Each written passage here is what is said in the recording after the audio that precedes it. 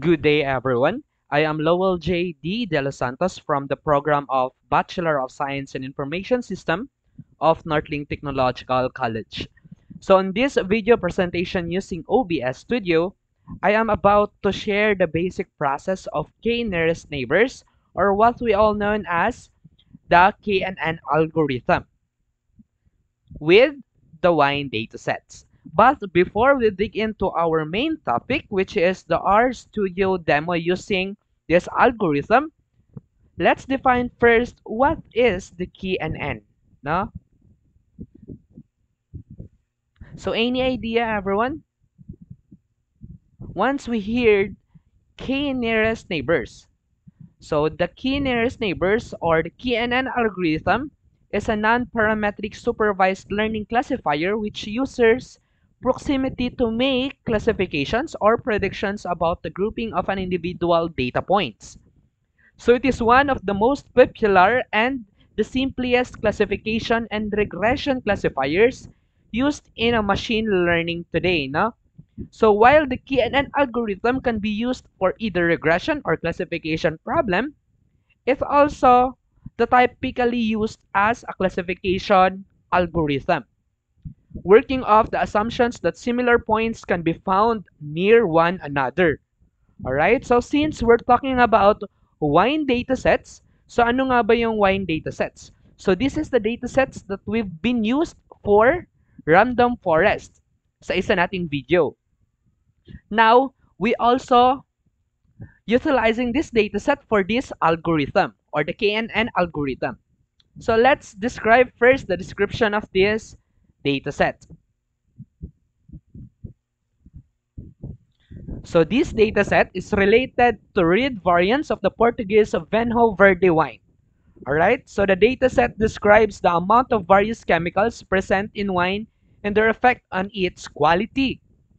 So si wine datasets has 13 variables. But on this algorithm, we will just using only 3 variables. No? So those 3 variables of wine datasets are the following. We have alcohol, quality, and taste. Since we're done with our algorithm, discussing our algorithm, since we also have discussed the wine dataset, so let's proceed to our RStudio demo using KNN algorithm with this wine dataset.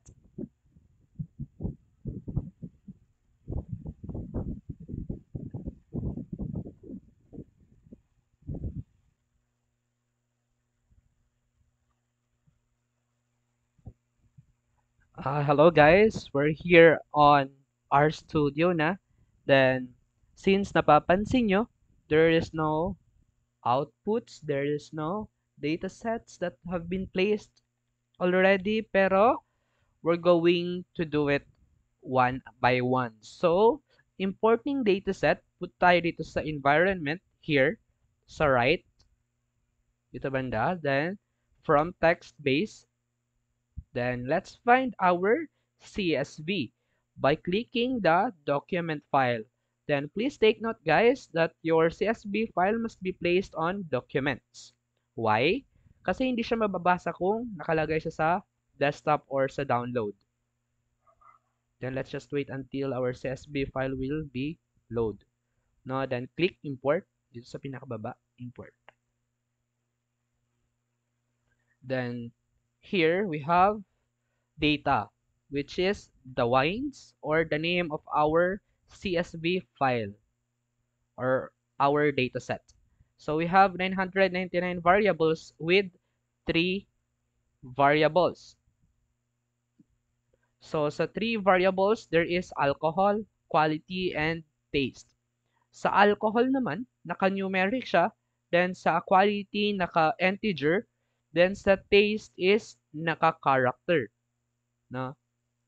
So let's punta tayo dito sa ating R script. So we have structure here or the str function. Para saan yung str? So ang str, Ang str function is used for compactly displaying the internal structure of an R object. Then let's just run this str function by calling the dataset of yours. So, nandito, wines. It's almost the same. So, it must be the same. Alright, so let's just run this one. Then, this will be, or this must be the output. Makikita dyan yung tatlong data frame natin. Then, yung format. Diba? Tama? So, we have alcohol, numeric, quality, integer. The taste is character. Then, 99 observation with 3 variables. So now, we need to transform the taste variable with its format na character into a factor. So by doing that one, so let's just call our data set, then the dollar sign, then the taste or the specific variable that we are going to transform. So na-erase yung T. So na-erase ko yung T, guys. Nalipat ko pala, sorry. So let's then transform as a factor. So wines, then the dollar sign, then the variable name. Kung ano yung ita-transform natin. So run. So this must be the output, guys. So let's just call the str function by calling the taste function in order for us to check if na-transform ba ang format ni taste as a factor. So let's just run this one.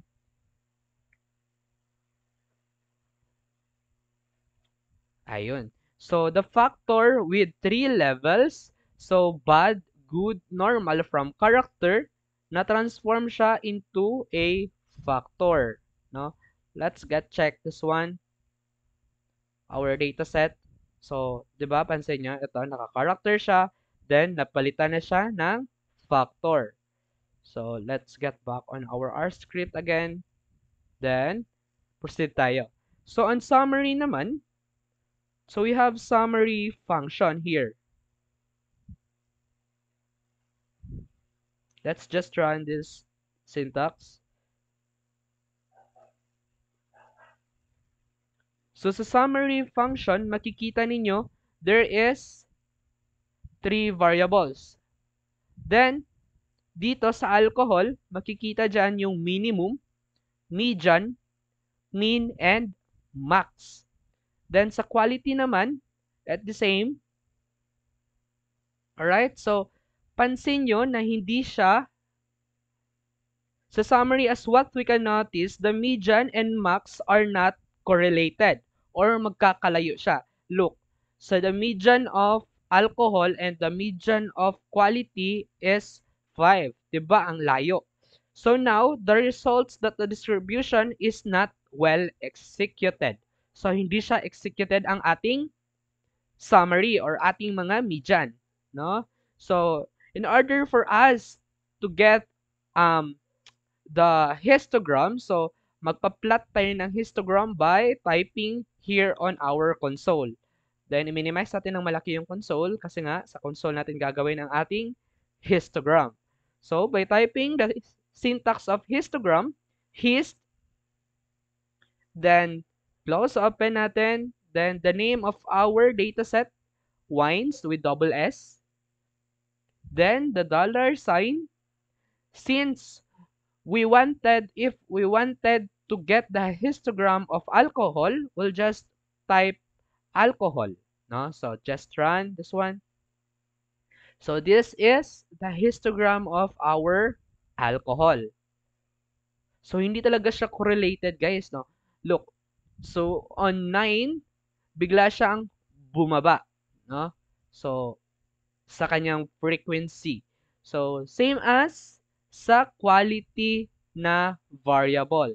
We'll just do the same, hist, then the name of our variable with a dollar sign, then quality. So that's the histogram of the quality. So kung pansin nyo, no, hindi siya correlated. So balik tayo sa ating R script or sa taas. By minimizing the size of it, then, papakita natin to para ano. Yan. So, proceed naman tayo sa wine taste na ano. So, we're doing some plotting here.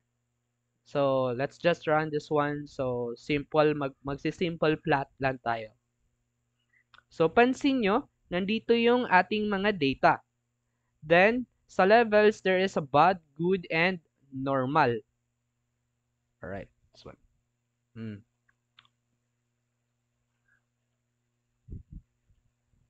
Then, let's just run this one. And let's just wait until our plot will appear here on plots environment. Sa ilalim ng environment. So, kung pansin nyo, we have the x-axis here or the alcohol. Yung na dito sa baba, guys. We have 9, 10, 11, 12, 13, 14, 15. And here we have the y-axis. No? So, this is the y-axis or the quality. So, kung pansin nyo, guys, we have here different colors. We have red, green, and black at the same time.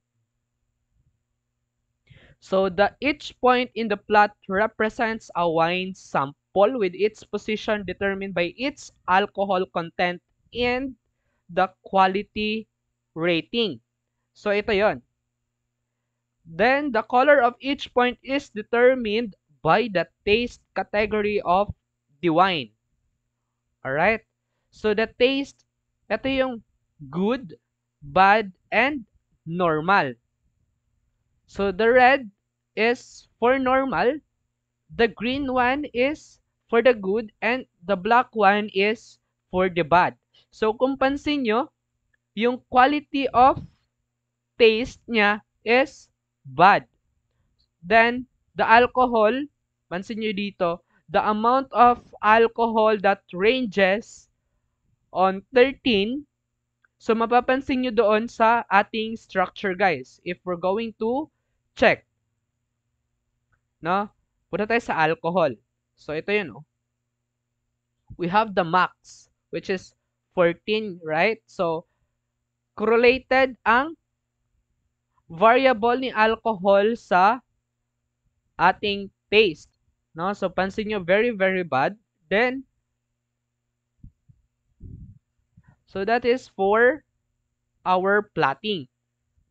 So, let's just run this one hashes or yung may mga number sign. So, wag na natin pansinin yun. Then, next, we need to split the data into a training and testing. Sa training variables, we need to split the data or the splitting data from the wines dataset or yung original dataset natin by 80% and 20% for the testing variable. Then, let's just run this one, guys. Run natin. Then, run din natin to at the same time ang ating. So, mapapansin nyo, yung kanyang output must be the value. Dapat mag-a-appear to. So, this will be the 0.8 or 80% of our training data set. Let's just run this once again. Then, sum or the sample. So, the training or the train, then wine's name of our data set. Let's just run this once again, guys. Then, mapapansin nyo, eto, lumabas sa data or sa ating environment ang train variable. Mapapansin nyo, 799 na lang siya instead of 999. Paano siya nangyari, Jay? It's because the command is 0.8 and 80%. We're getting or we get 80% of 999. And the result is 799 only. Then, we're going to get the summary of train. Jay, magkapareho ba ang summary ni train tsaka ni wines? It's not.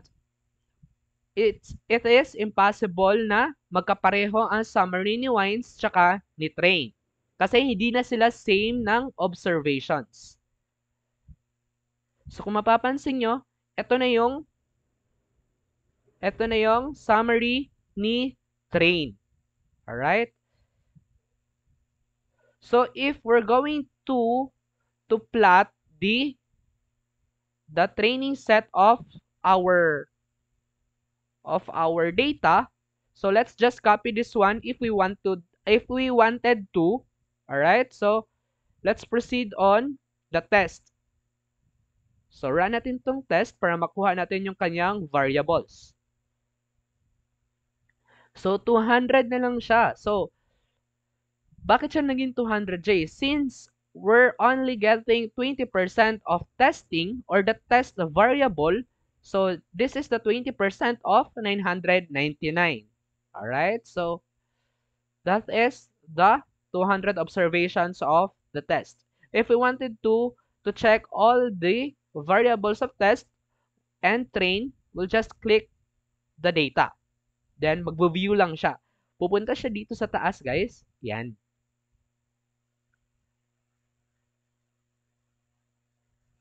Let's just wait until the train will run at the same time. Yan. So let's get back to our script. So then let's get the summary of the test.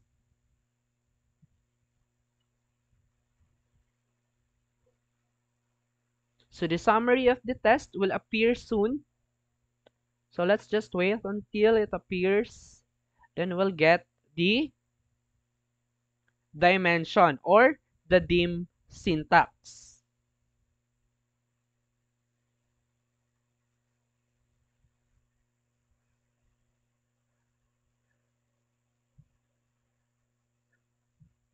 Ayun. So ito na yung ang summary ni test variable.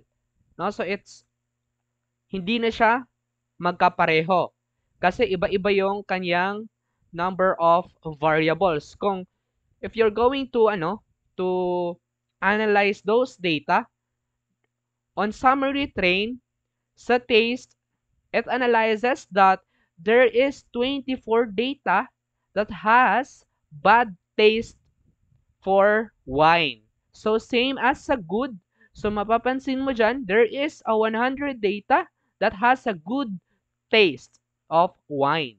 So here's a normal naman. Same lang.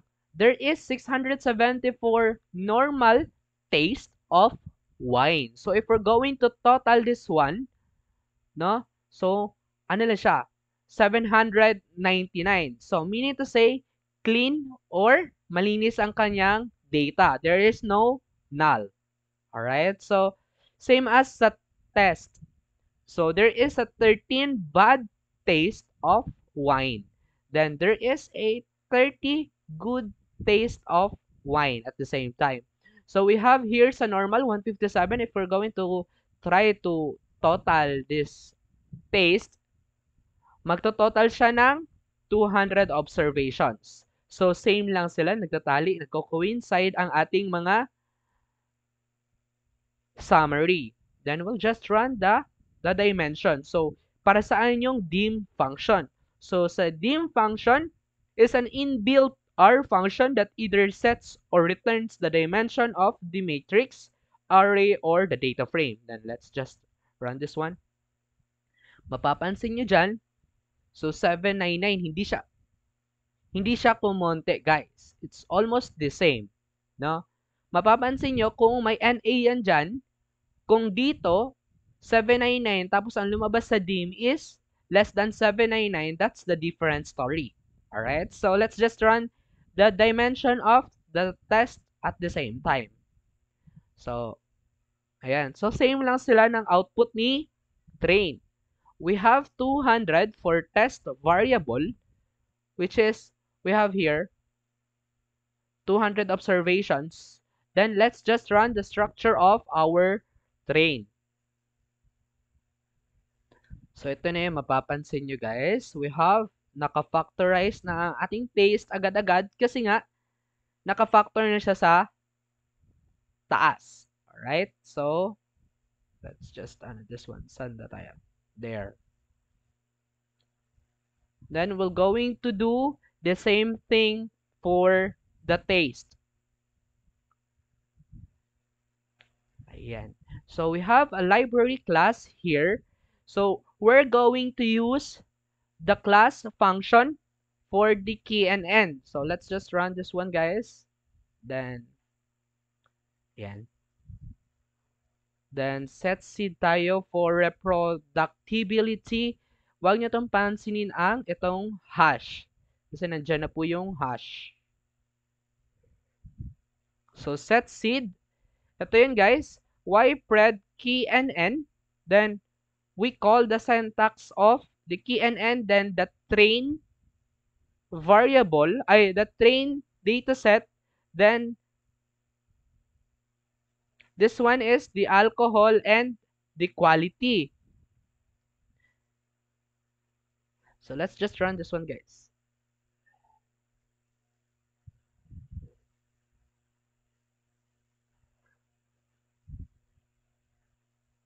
So dapat mag-run siya, guys. Naka-blue lang siya.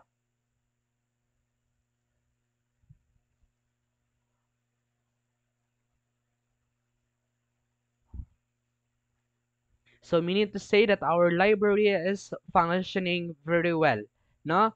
So let's just run this table.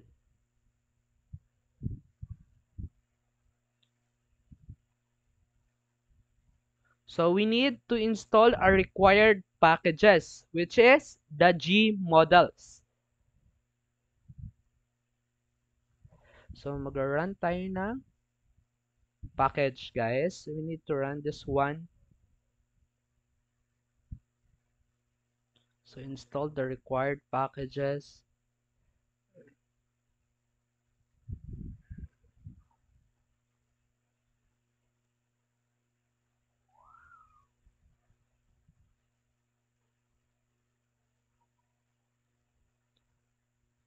So it's installing.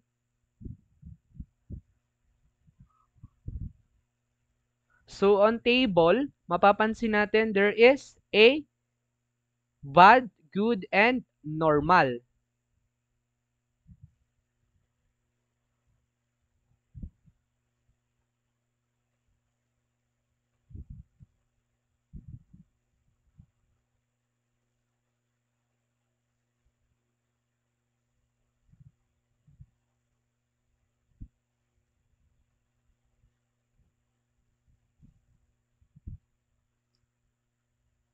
Ayun, so okay na.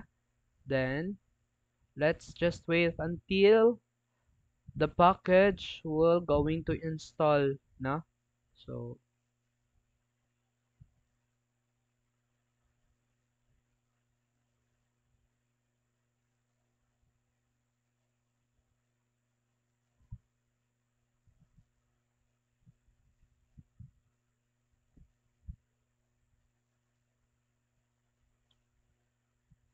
ayun, so okay na. Then, let's just run the library.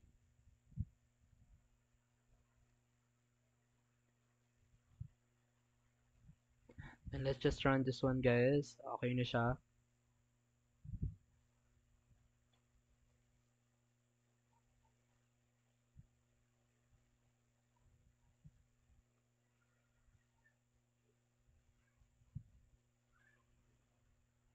So, kung babalikan natin, guys, dito, sa normal, okay, there is a 157 occurrence, no? So, if we're going to try to check if the accuracy of this confusion matrix is, we're going to, since this is, this is the the test 1, the test variable, or the test na dataset, we're going to add the normal occurrence and the good occurrence. Then, di-divide natin siya sa number of observation ni test dataset. So, gagawin natin siya sa baba, guys, in order for us to check its accuracy, no? So, punta tayo dito kasi tapos na eh. Na-install na natin si Gmodels and its library. Then let's wait until it's done.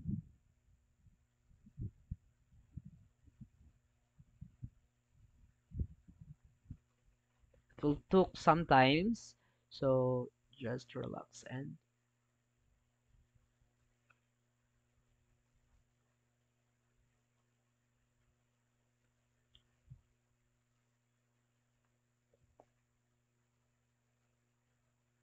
so proceed tayo guys. 157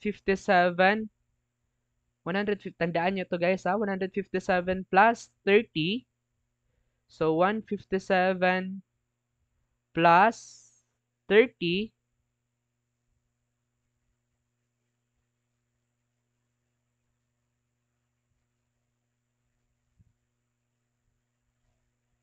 So we have 157 plus 30, 187. So let's assume na nakaano na siya guys sa 187. Then divide natin siya sa test na 200 observation. Kaya since this is the confusion matrix of the test dataset.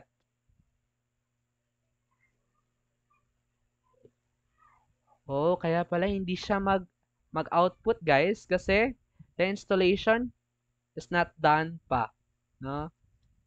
So package Gmodels successfully unpacked. So okay na siya guys. So let's proceed kanina. So 187 divide natin sa 200 of observation ni test dataset. Then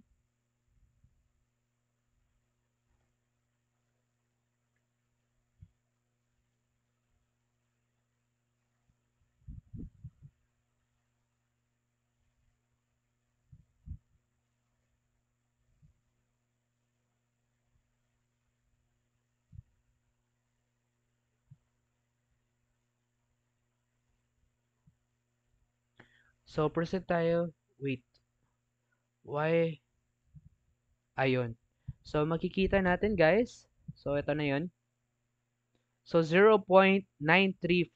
So the accuracy of the test dataset is 90%. Or if we're going to round off, like, I know, it's 93%, no? Ang accuracy check nung test dataset. Since we're done with here, so let's just run this one. So the cross tabulation. So ito dapat yung magiging result guys ng ating cross tabulation. This n or the cell centers, this n represents the number of the column, rows, and all right? So this is the number, this is the n, all right? So this is almost the same.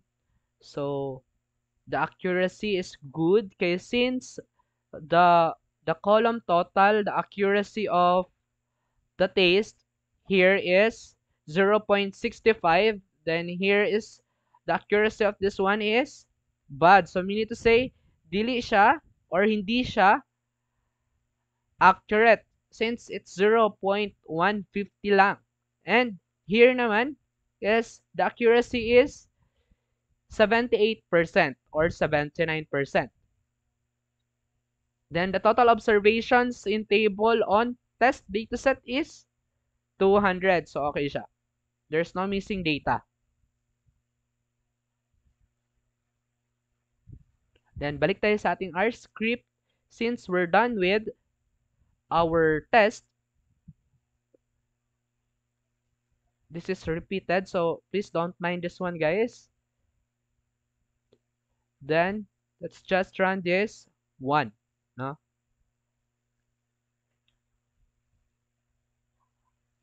So kapag ni-run nyo to guys, dapat itong sa ito sa may cross tabulation or the cross table, dapat maglalabas din ito ng output dito sa ating values.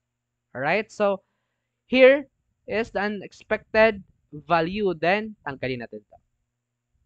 Kasi magre-return tayo ng output from our statistics. Now, so let's just run this one.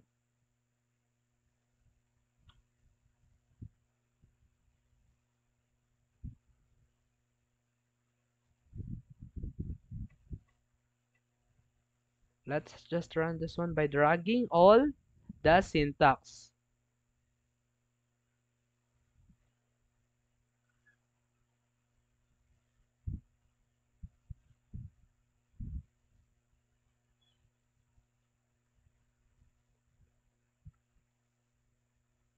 So here, proceed tayo guys. So my statistics, that function, then the name of our variables, then the test, then taste.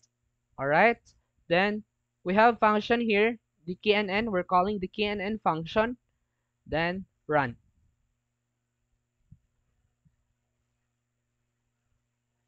Then we'll just going to run this one. So in my statistics, so okay siya. This one.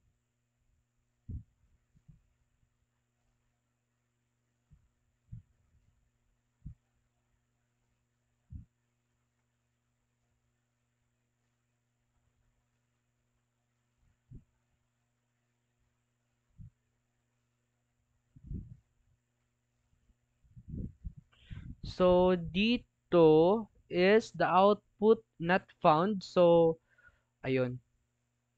Make it sure guys na there is no space in between of calling that test dataset and the specific variable. No? So hindi siya ma-read or hindi siya makukuha.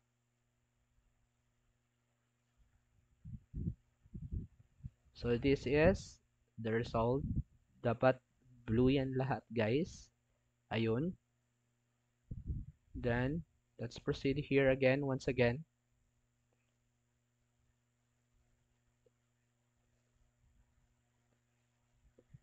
We have here the in my statistics. So the error unexpected. What is the error where? So okay siya, nag-run to siya guys. Then the function. So my statistics, ito dapat yung function niya. Tapos once we open this one, the function dataset. So ito yun. That makakopy yan.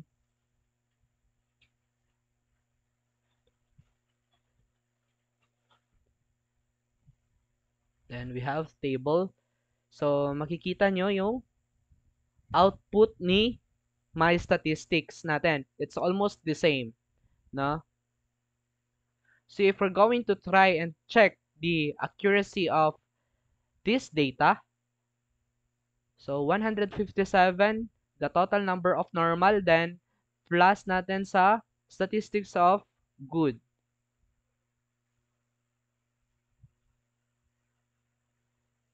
Then it's 187.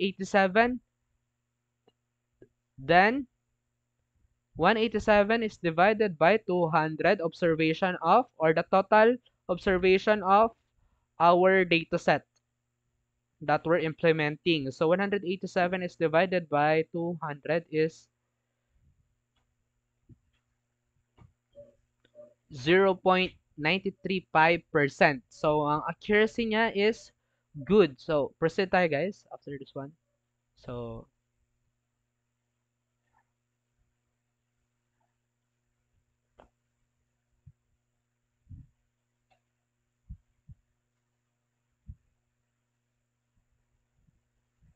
then run natin to guys.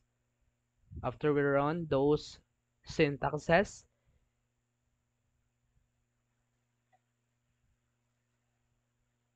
then let's just wait until this plot. Ayun. So makikita natin guys na mas nag-accurate ang ating mga data points sa taste. So ang warning messages guys, don't mind the warning messages now. So it will not affect anything or any syntaxes. So mapapansin nyo, kung babalikan natin, ang my statistics function ng wines na merong 9.35 accuracy, dapat at the same time, ito yung kanyang output guys, this one. So, if we're going to analyze the question of being that the taste or the taste have the correlation of alcohol, meaning to say that the accuracy of the data is correct. So, sana tayo? Then, ito tayo nagtapos. Then, we're going to run na for the another syntaxes na.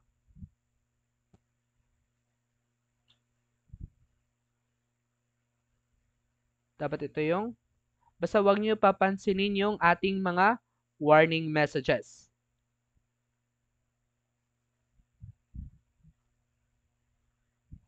So we have a statistics here. Then let's just run this one.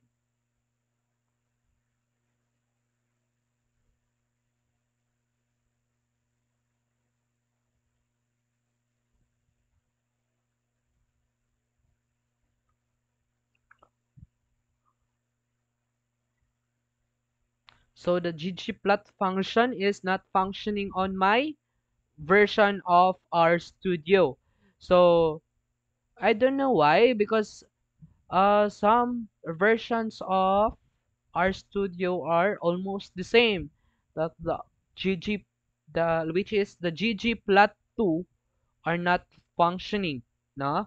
So just don't mind this one, guys, because it's almost the same lang naman, no? Ang the difference is if the ggplot is implemented, the difference is magsa-scatter lang to. Etong mga data points ni taste, no? So we're going to proceed. So mapapansin natin, guys, sa probability there is a 2 data. Then if we're going to check this one, so ito dapat yung lalabas, guys, no? So tama siya. The levels is 3. So check siya because our data consists of 3 variables, no? So sa class naman, ang class is only 1, which is a factor, which is almost correct because we only have one class here and we uses class function or class package in this algorithm, which is the taste, no? So let's proceed sa ROC function. So ano nga ba yung ROC function? So ito dapat yung lalabas, guys, for the output of ROC. So there is value of 1 and 2. The number of 1 and 2. Alright? So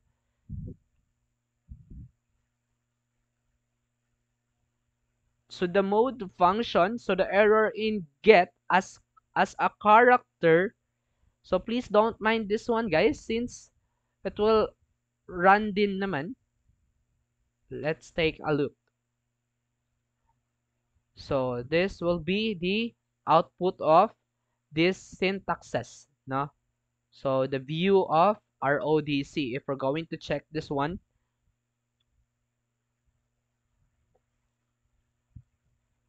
we'll check on here sa probs. So nandyan lang yan, guys.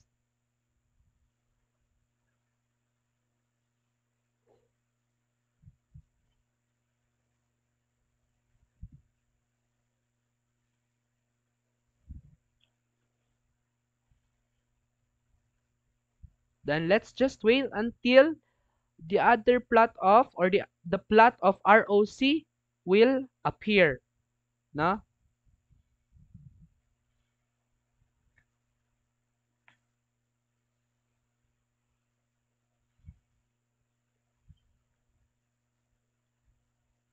It will appear in a moment, guys.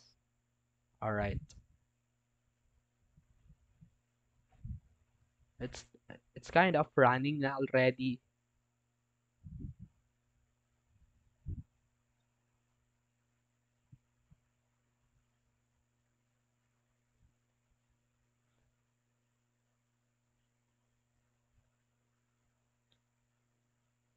So kung mapapansin natin guys, na kung ano yung output ni ROC is almost the same lang sa kanyang accuracy, no? There is a 0 on test or taste. Then here, we have the x-axis and the y-axis, and here is the test. No? So meaning to say that the data are clean and there is no null data or the question marks. So meaning to say that the taste of wine from 999 observations are good. No? So the predictions niya is good. Alright, so I think that would be all for the KNN algorithm or our k-nearest neighbors. So once again, I am Lowell J.D. de los Santos, and this is the output of my two type of algorithm using wine dataset. Thank you everyone.